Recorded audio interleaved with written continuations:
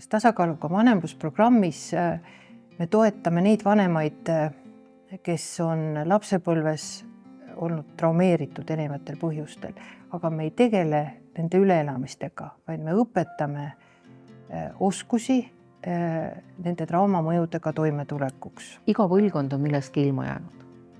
Igal põlvkonnal on mingid omad raskused ja vanemad, kes ei oska paremini, kui nad parasjagu oskavad, et see ei ole nende viga ega nende süü.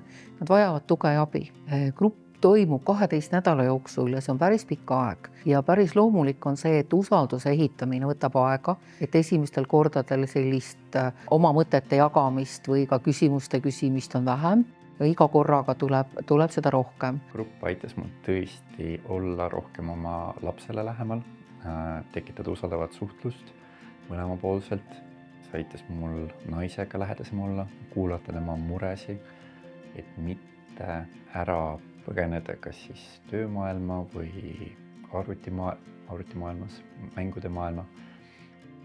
Ja ma olen selle üle väga-väga tänulik.